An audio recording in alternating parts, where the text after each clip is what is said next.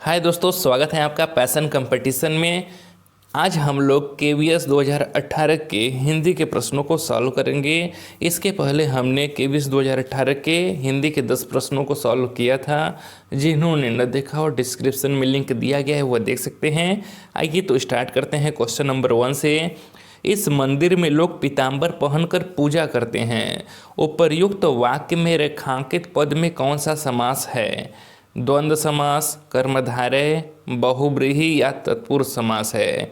अगर यहाँ पर केवल पीताम्बर दिया रहता तब तो आपका बहुब्रीहि समास हो जाता, किंतु यहाँ पर एक पूरे वाक्य के अंदर पीताम्बर दिया है कि इस मंदिर में लोग पीताम्बर पहनकर पूजा करते हैं, यानी कि एक पीला वस्त्र पहनकर पूजा करते हैं। जब यहाँ पर पीताम्बर का अर्थ निकालेंगे तो क्या आएगा? पीला वस्त्र।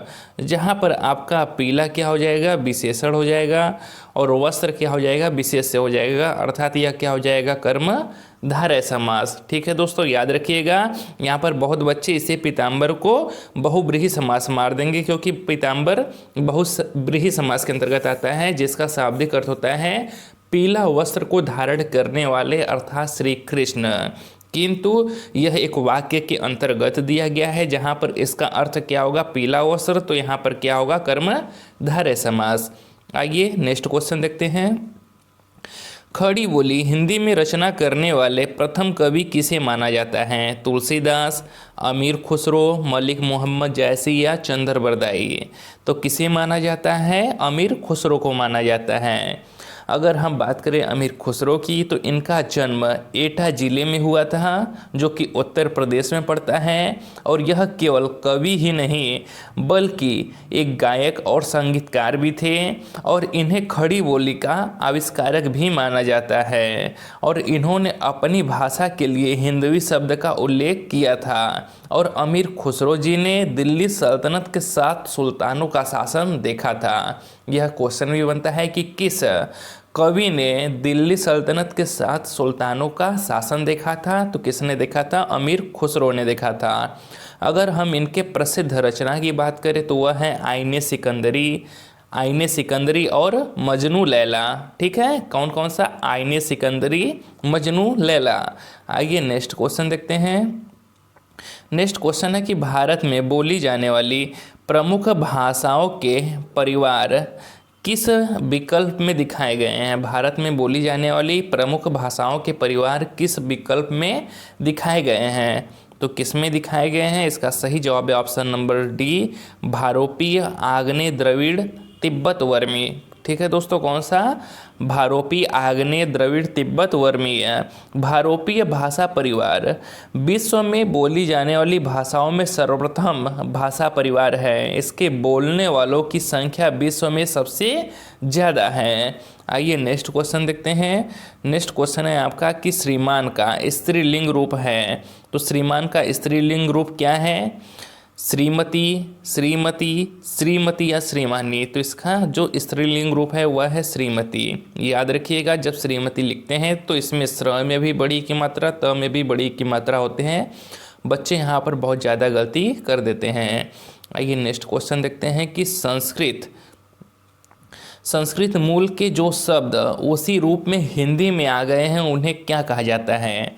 तो संस्कृत मूल के जो शब्द उसी रूप में हिंदी में आ गए हैं उन्हें क्या कहा जाता है? उन्हें तत्सम शब्द कहा जाता है। क्या कहा जाता है दोस्तों?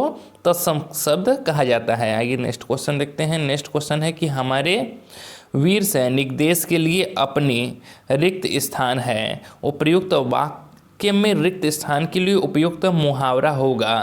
क्या होगा? जान फूंकना, जान निकालना, जान लगाना या फिर जान लेना।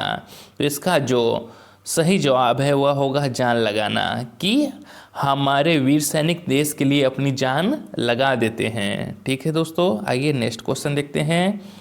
प्रतिकूलता शब्द में प्रयुक्त उपसर्ग और प्रत्यय किस विकल्प में दिए गए हैं?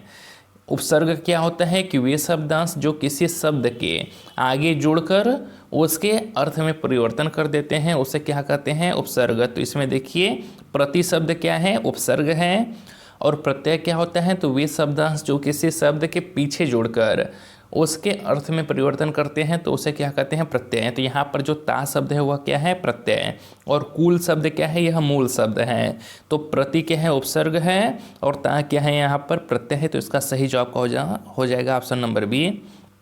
आइए नेक्स्ट क्वेश्चन देखते हैं कि दवाई का बहुवचन है, तो दवाई का बहुवचन कौन सा होगा, तो इसका सही जवाब है ऑप्शन नंबर बी, दवाइयाँ। ठीक है, वे शब्द के जिस रूप से एक अथवा अनेक का बोध होता है उसे क्या कहते हैं, वचन कहते हैं। और हिंदी में दो वचन होते हैं, एक वचन तथा बहुवचन।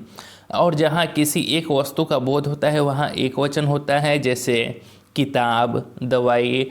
और जहाँ पर एक से अधिक वस्तु का बोध होता है वहाँ पर बहुवचन होता है, जैसे किताबें, दवाइयाँ। ठीक है दोस्तों, आइए नेक्स्ट क्वेश्चन देखते हैं। नेक्स्ट क्वेश्चन है कि रचना के अनुसार निम्नलिखित वाक्य का भेद किस विकल्प में दिया गया है। वाक्य है कि लोग तभी गिरते हैं जब असावधान होते हैं। तो यह कैसा वाक्य है, सरल, संयुक्त, मिश्र या साधारण। तो यह कैसा वाक्य है, यह मिश्र वाक्य है। जिस वाक्य में एक साधारण वाक्य के अतिरिक्त उसके अधीन कोई दूसरा अंग वाक्य हो उसे मिश्र वाक्य कहते हैं। ठीक है, तो लोग तभी गिरते हैं जब असावधान होते हैं, मिश्र वाक्य। इसके अलावा मैं खाना खा चुका तब वह आया। ठीक है, ये सब क्या है, मिश्र वाक्य के उदाहरण हैं। नेक्स्ट क्वेश्चन है आपका, और इस वीडियो का लास्ट प्रश्न है दोस्तों, कि निम्नलिखित शब्दों की व्याकरणिक कोटियाँ किस, यहाँ पर को का मात्रा रहेगा, कोटियाँ किस विकल्प में ठीक ठीक प्रदर्शित की गई हैं। शब्द सुंदरता, अपनाया, आप, उष्ण। तो इसका सही जवाब है ऑप्शन नंबर डी, संज्ञा, क्रिया, सर्वनाम, विशेषण। ठीक है दोस्तों, यहाँ पर सुंदरता क्या है, आपका संज्ञा है, अपनाया क्रिया है, तथा जो आप है वह क्या है, सर्वनाम है, और उष्ण क्या है, एक विशेषण है। अगर वीडियो अच्छा लगा हो तो वीडियो को लाइक और चैनल को सब्सक्राइब करिएगा दोस्तों। यहाँ पर केवीएस की तैयारी करवाई जा रही है और केवीएस के सभी वर्षों के प्रीवियस ईयर पेपर का सॉल्यूशन आपको दिया जाएगा। केवीएस की तैयारी के लिए हमारे साथ जुड़े और अपनी तैयारी को बेहतर बनाएं। मिलते हैं नेक्स्ट